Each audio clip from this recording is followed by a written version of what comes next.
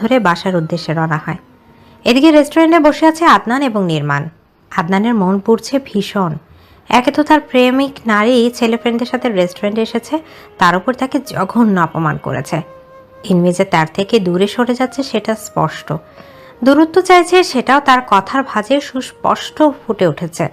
আদনান ধৈর্য হারা হয়ে যায়। ইলমার জীবনের বিশেষ কেউ আসেনি তো, কিন্তু ইনান শেখের মেয়ে প্রেম করবে এটা অবিশ্বাস্য। বাবা যদি বলে, মা ইলমা তুমি ছাদ থেকে ঝাঁপ দাও, ইলমা হয়তো তাই করবে। সেখানে প্রেম করার তো প্রশ্নই আসে না। কিন্তু ইনান শেখকে বিশ্বাস করে না আদনান। চুপ করে আছে, মানে কখন কি সিদ্ধান্ত নিয়ে আদনানকে হার্ট অ্যাটাক করিয়ে দেয় কে জানে। হুট করে ছেলে একটা এনে বলবে ইলমা বিয়ে ঠিক, তখন চাইলেও আদনান কিছু করতে পারবে না। এখনও না, কারণ আদনান পুরোপুরি ঠিক হয়নি। এখনও খারাপ শব্দটা তার সাথে যায়। নারী সঙ্গ ছেড়েছে, সিগারেট ছেড়েছে, ক্লাবে যাওয়া ছেড়েছে, সবই ইলমার জন্য। কিন্তু দিন শেষে যদি ইলমা তারই না হয়। নির্মাণের অর্ডার করা খাবার আসতেই আদনানের ধ্যান ভাঙে। ভীষণ গম্ভীর দেখানো তার মুখখানা। নির্মাণ প্রশ্ন করার সাহস পায় না। দুজনে খেয়ে উঠে পড়ে। নির্মাণ বিল পে করে আদনানের পেছনে দিয়ে বাইরে আসে। দুজনে বাইকে চড়ে বসে, রওনা হয় নিজেদের গন্তব্যে। ফাতিহার জিনিসপত্র আনা হচ্ছে লোক দিয়ে। ফ্ল্যাট একটা তার জন্য রাখা। এদিকে তার ছেলে ফারিস মাহমুদ এই বিল্ডিংয়ে আসতে রাজি না। এমনিতে সে খুবই কম আসে মাহমুদের বাসায়। গত 5 বছরে 5 বার এসেছে কিনা সন্দেহ। তার মামুদের ক্ষমতা, যশ, টাকা পয়সাতে ফারিসের আগ্রহ নেই। কেবলই দূরত্ব রেখে চলতে চায় সে। কিন্তু তার মা ফাতিহা শেখের জন্য তার জমিয়ে রাখা রাগ ভেঙে গুড়িয়ে যাচ্ছে। যেহেতু ফারিসের বাবা গত হয়েছে আরও 9 বছর আগে, সেজন্য পরিবার বলতে ফারিস আর তার মা ফাতিমা শেখ। জিনিসপত্র আনার জন্য আলাদা লোক রাখা হয়েছে। ফাতিহা বাবার বাসায় এসেছে কিছুক্ষণ আগে। ফারিস আসেনি, সে অফিসে গেছে। 2 দিন এই বাসায় থাকতে হবে তাদের। জিনিসপত্র কিছুই গোছগাছ করা নেই। এখন ফারিস থাকে কিনা শিওর না। সে হয়তো খাট বিছিয়ে নিজে একাই ফ্ল্যাটে থাকবে। ইলমা তৃপ্তি বাসায় এসে ফুপিকে পেয়ে যায়। তৃপ্তির সাথে দেখা হলেও ইলমার সাথে বহুদিন পর দেখা ফাতিহার। আসতেই ভাইজিকে জড়িয়ে ধরে ফাতিহা, কপালে চুমু দিয়ে বলে, মা ইলমা কেমন আছো? আলহামদুলিল্লাহ ভালো, তুমি? আলহামদুলিল্লাহ। ফাতিহা সোফায় বসে। ইলমা তৃপ্তি ফ্রেশ হতে যায়। ফরিদা পারভিন মেয়ের সাথে গল্প গুজবে মেতেছে। ফাইজা ধারে কাছেও আসেনি, আর না কোনো কাজে হাত দেয়। ঈশিতা এক হাতেই সবটা সামলায়। তবে আজকে ফাইজার প্রতি ভীষণ বিরক্ত ঈশিতা, কারণ আজকে কাজের চাপ বেশি। যেহেতু ফারিসও আসবে, ছেলেটা সহজে আসে না। আসবে যেহেতু ভালোভাবে আপ্যায়ন করতে হবে, সেজন্য রান্নার তোড়জোড় চলছে। ইলমা তৃপ্তি এসে কাজে লেগে পড়ে। ফাতেহ নিচে যায় নিজের জিনিসপত্র দেখার জন্য। ফরিদা পারভিন যায় ফাইজার রুমে। গিয়ে দেখে কলে কথা বলছে ফাইজা। ফরিদা পারভিন বলেন, বড় বউ সকাল থেকে কাজ করছে, তোমার কি আক্কেল জ্ঞান লোপ পাইছে? আপনার ছেলেকে বলে দিয়েন একটা কাজের লোক রাখতে, কাজ করে মানুষকে খাওয়াতে পারবো না। তোমার তো কথাটা কইলা কারে? ইলমা খাবে সেজন্য তুমি রান্না বান্না করতে পারবা না? ফাইজা জবাব দেয় না, মনে মনে বিরক্ত হয়। বুড়ির বুদ্ধি ভালো, সহজে ব্যাপারটা ধরে নিয়েছে। আগের থেকে ফাইজা এরকম। ইজাজের স্কুলে যেদিন থাকে না সেদিন সে নাস্তা বানাতে যায় না, কারণ ইলমার প্রায় প্রতিদিন কলেজ থাকে। সে সকালে ঘুম নষ্ট করে ইলমাকে নাস্তা বানিয়ে দিবে কোন দুঃখে। ফাইজা উঠে কিচেনে যায়। তখন অবশ্য তাদের কাজ গোছানো হয়ে গেছে। ফাইজা কিচেনে এসে ঈশিতাকে বলে, কিছু করতে হবে। ঈশিতা বিরক্ত হয়, কণ্ঠস্বর তেজ বৃদ্ধি করে জবাব দেয়, না। ছ্যাত করে বলা কথাটা ফাইজা বিরক্ত হয়। দ্রুত পা ফেলে স্থান ত্যাগ করে। মুহূর্তেই ঈশিতা রেগে যায়। জমিদার তো, আমি তো এই বাড়ির কাজের ঝি। ইনান আসুক আজকে, সাথে আদনানের বাবাও আসুক। ইলমা ঝাড়ু হাতে লিভিং রুমে যায়। পুরো লিভিং রুম ঝাড়ু দিয়ে পরিষ্কার করে। মফ দিয়ে পুরো লিভিং রুম মুছে নেয়। তৃপ্তি প্লেট নামিয়ে ধোয়, টেবিলে সেগুলো রাখছে। 2 বোন মিলে কাজ শেষ করে গোসল করতে চলে যায়। আদনান বাসায় আসে। মন মেজাজ খারাপ তার। সোফায় বসে চিৎকার করে বলে, আম্মু পানি দাও। ফরিদা পারভিন পানির বোতল এগিয়ে দেয়। আদনান সেটা হাতে নিয়ে নিজের রুমে চলে যায়। গোসল সেরে মসজিদে চলে যায়। এদিকে সন্ধ্যায় ফারিস এসেছে তার মামুর বাসায়। এসেই সবাইকে সালাম দেয়। বিশেষত ইনান শেখ ফারিসকে পেয়ে ভীষণ খুশি হয়। তার চোখ দেখে অন্যতম ভদ্র তার চোখে থাকা অন্যতম ভদ্র সভ্য ছেলে হচ্ছে ফারিস।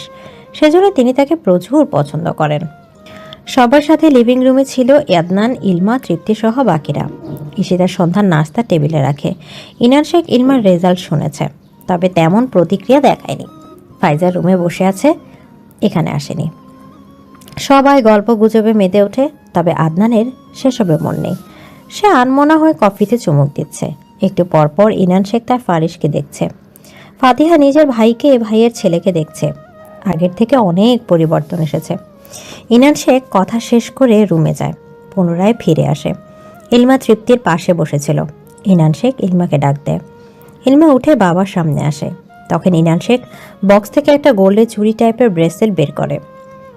ইলমার হাতে সেটা গলিয়ে দেয়, মাথায় হাত বুলিয়ে বলে দেয়, আমার বিশ্বাস ছিল তুমি ফার্স্ট হবে, সেজন্য আগেই গিফট কিনে রেখেছি। বাকিরা মুগ্ধ হয়ে বাবা মেয়েকে দেখছে, তবে আদনান সেদিকে দেখেও দেখছে না টাইপের মুড নিয়ে বসে আছে। ভাবছে নিজের সর্বনাশের কথা। 2 বছর আগে ইলমা ষোড়শী কন্যা ছিল। আদনানের বাচ্চা ইলমাকে জাস্ট চোখের ভালো লেগেছে। হৃদয় তেমন স্থান নেয়নি ইলমা। শাড়ি পরিহিত ইলমার ছবিটা লুকিয়ে তুলেছিল, কারণ সেদিন ইলমাকে আদনানের কাছে ভালো লেগেছে। পিচ্ছি একটা মেয়েকে সে শাড়িতে দেখেছে। ভার্সিটি পড়ুয়া ছেলে গায়ে হাওয়া লাগিয়ে ঘোরে। আশেপাশে তাকালে শুধু মেয়ে আর মেয়ে। সেখানে প্রেমের ফাঁদে পা দিতে কতক্ষণ? ইলমাকে নিয়ে তখনও সিরিয়াস ছিল না আদনান, তবে হুট করে যেন হৃদয়টা দখল করে নিয়েছে মেয়েটা। আদনানের সাথে আবরণের ঝামেলা শুরু হওয়ার পর থেকেই দুজনে যেন মেয়ে নিয়ে কম্পিটিশনে নেমেছে। আবরণের পছন্দ করা মেয়ের সাথে আদনান আগে আগে ফ্লার্টিং করত। প্রেম করা, ক্লাবে যাওয়া একটা সময় আদনানের কাছে নর্মাল হয়ে গেল।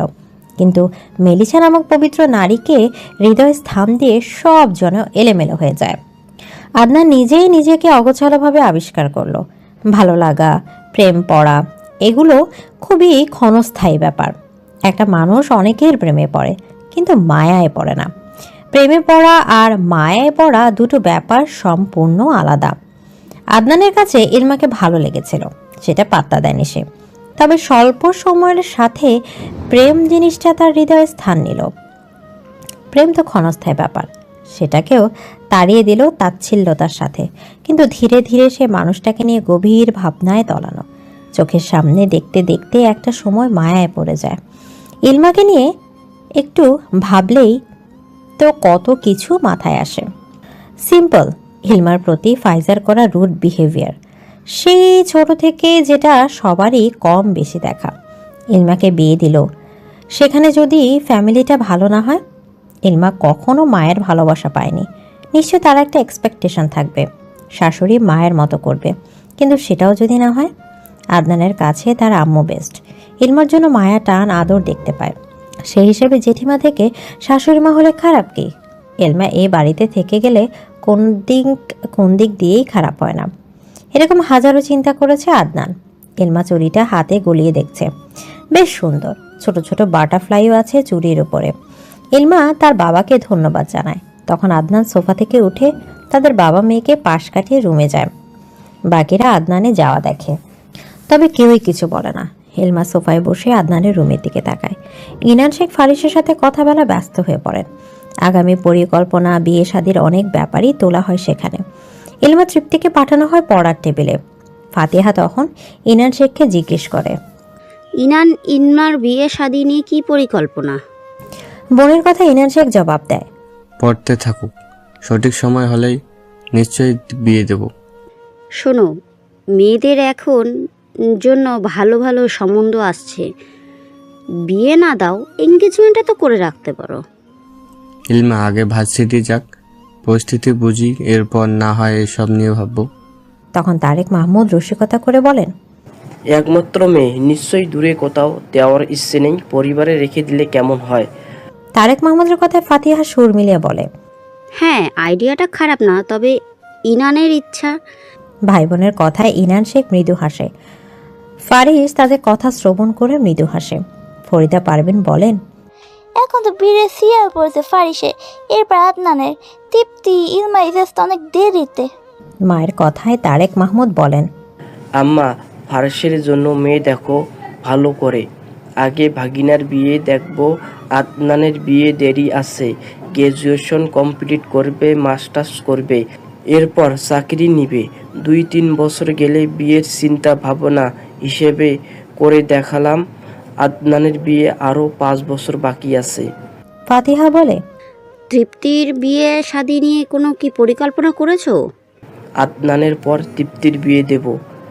তাহলে অনেক তো দেরি। হুম।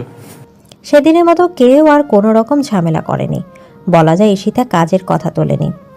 মেহমানের সামনে এসব বলাও লজ্জার। বলবে অতিথি আসায় একটু কাজ বেশি করা লাগছে, সেজন্য এরকম করছে। এমনিতে ফারিস সহজে আসে না এই বাসায়। ফাতিহাও আসতো আগে, তবে ফারিসের চাকরি হওয়ার পর থেকে আসা বন্ধ প্রায়। সবাই রাতের খাবার খেতে বসে। তারেক, মাহমুদ, ইনান, শেখ, ইজাজ, ফারিস, আদনান, ফাতিহা আগে বসেছে। ইলমা এসে দেখ খাবার সার্ভ করছে। আজকে ইনান, শেখ আর আদনান পাশাপাশি চেয়ারে বসেছে। ব্যাপারটা অষ্টম আশ্চর্যের মতো। ইলমা তার বাবার কাছে আসে চিংড়ি নিয়ে। ইনান শেখকে চিংড়ি দিয়ে আদনানের দিকে বাড়িয়ে দেয়, সাথে সাথে আদনান না করে দেয়। মুহূর্তে ইলমা মুখটা কালো করে ফেলে। তখন ফারিস ইলমাকে বলে, এদিকে দাও। আদনান বিরক্ত হয়ে ইলমার দিকে তাকায়।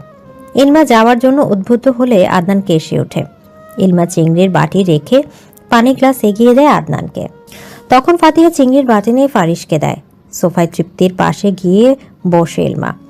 ইনান শেখ আদনানের দিকে এক নজর তাকায়। সে খাবার খাওয়ায় ব্যস্ত। পরক্ষণে আবার ইলমার দিকেও তাকায়। ছেলেদের খাওয়া হতেই মেয়েরা সব বসে খেতে। তারেক, মাহমুদ এবং ফাতিহা বসে রুম ঠিক করছে। আজকে কে কোথায় ঘুরবে ফাতিহা ঠিক করে, এবং সে এবং ফরিদা পারবেন এক রুমে ঘুমাবে। আজকে কে কোথায় ঘুমাবে ফাতিহা ঠিক করে, সে এবং ফরিদা পারবেন এক রুমে ঘুমাবে। ইলমা তৃপ্তির রুমে ঘুমাবে, আর ইলমার রুমে ফারিস ঘুমাবে। এরকম সিদ্ধান্ত শুনে আদনানের চোখ কপালে ওঠার মতো ব্যাপার। এই ট্যাপলা ফারিস কেন ইলমার রুমে ঘুমাবে? ইজাজের রুমে কি ঠাড়া পড়েছে, নাকি তার রুমে ঠাড়া পড়েছে? আদনান কিছুতেই মেনে নিতে পারছে না ব্যাপারটা। সেজন্য তার বাবাকে বলে, ইজাজ আমার রুমে চলে আসুক, ফারিস ভাইকে ইজাজের রুমে দিয়ে দাও। আহারে, আদনানের আইডিয়াটা তো ভালো। ফাতিহা, এক্ষুনি কি ঠিক করলে? উল্টো পাল্টা সব। ইজাজ বাবা, আদনান ভাইয়ার কাছে চলে যাও। তৃপ্তিমা, ইজাজের রুম গুছিয়ে দিও। কাজের কথা শুনে তৃপ্তি বিরক্ত হয়। আজকে সে কতগুলো কাজ করলো, আবারও কাজের আদেশ। ইলমার দিকে তাকিয়ে বলে, ইলমা প্লিজ রুমটা গুছিয়ে দিস, আমার আর ভালো লাগছে না কাজ করতে। তখন এসে তার খাবার টেবিলে তৃপ্তিকে চোখ রাঙিয়ে জোরেই বলে, জমিদারের বেটি তো, কার বাতাস গায়ে লেগেছে শুনি? তোমাকে কি জমিদার ঘর দেখে বিয়ে দেব নাকি? না তোমার বাবার 4-5টা কাজের লোক পাঠাবে সাথে? একদম অলসতা করবে তো থাপড়িয়ে সোজা করে দেব। কাজ করতে আক্কেল লাগে, অনেকের বয়স হয়, তবে আক্কেলের অভাব থাকে। কথাগুলো তৃপ্তিকে বললেও আসলে তো ফাইজাকে উদ্দেশ্য করে বলেছে। ইলমা বুঝেছে ঈশিতার মেজাজ গরম। অবশ্য হওয়ারই কথা, সারাটা দিন রান্না বান্না নিয়ে কেটেছে। বর্তমানে সদস্য সংখ্যা 11 জন। গ্যাস আর ইলেকট্রনিক চুলার রান্না, তাও কত আইটেম। ফাইজা তো বড় মেহমান, কাজকর্মের ধারে কাছেও আসে না। ইলমা, তৃপ্তি যতটুকু সম্ভব হেল্প করেছে। ঈশিতার কথায় তৃপ্তি আর জবাব দেয় না। ইলমা বলে, এমন করছো কেন? আমি রুম গুছিয়ে দেবো, সমস্যা নেই। আজকে এমনিতেই অনেক কাজ করেছে তৃপ্তি, খেতে বসেছে, বকাঝকা না করলে কি হয় না? ইলমার কথায় আদনান ভ্রু কুচকে তাকায়, বিড়বিড় করে বলে, হাসছে আমার কাজের ঝি। 2 দিন পর দেখবো কাজ দুটো করে দক্ষিণ দিকে মাথা রেখে চিত হয়ে আছে। তৃপ্তি প্লেট গোছায়। ইলমা ইজাজের রুমে চলে যায়। আদনান ইজাজকে সাথে নিয়ে নিজের রুমে চলে আসে। এসে খাটের উপর বসে আদনান। ইজাজ চিত হয়ে শুয়ে পড়ে। আদনান ইজাজকে দেখে বলে, কিরে, বিয়ে করবি? আরে ভাইয়া, এসব কি বলছো? আরে লজ্জা পাচ্ছিস নাকি? মেয়ে মানুষ দেখলে আমার লজ্জা করে, লজ্জায় তাকাই না। ইজাজের কথা আদনান হো হো করে হেসে ওঠে, গাল টেনে বলে, তুই তো দেখি মেয়েদের মতো লজ্জাপতি। যাও। আদনান হাসি থামিয়ে বলে, ছেলে মানুষ বেশি লজ্জা রাখতে নেই, বেশি লজ্জা রাখলে তাড়াতাড়ি বাবা হওয়া যায় না। আদনানের কথা শেষ হতে দরজার দিকে নজর যায় দুজনের। ইলমাকে দাঁড়ানো দেখে আদনান তবা পড়ে। ইজাজ চোখ কচলে তাকায়। ইলমা এসেছে ইজাজের ওষুধ নিয়ে। ইনান শেখের আদেশ ছিল ইজাজের রাতের ওষুধ নিয়ে আসার জন্য। এসেই এরকম কথাবার্তা শুনে এলমার চক্ষু চড়ক কাজ। আদনান কত বড় ঠোঁটকাটা, তার ভোলা ভালা ভাইটাকে কী সব শেখাচ্ছে। আদনান এজাজ দুজনকে শোয়া থেকে উঠে বসে। এলমা ওষুধের পাতা আর পানির গ্লাস নিয়ে এগিয়ে আসে। সবগুলো টেবিলের উপর রেখে এলমা ইজাজের কানে ধরে তেজি স্বরে বলে, এসব কি শিখছো তুমি? ইজাজ কান ছাড়িয়ে আদনানের দিকে তাকিয়ে বলে, ভাইয়া এসব শেখাচ্ছে? আদনান আমতা আমতা করে বলে, তুই তো আমাকে বলেছিস একটা মেয়েকে তোর পছন্দ, প্রপোজ করতে চাস, সেজন্য না আমি এটা বললাম।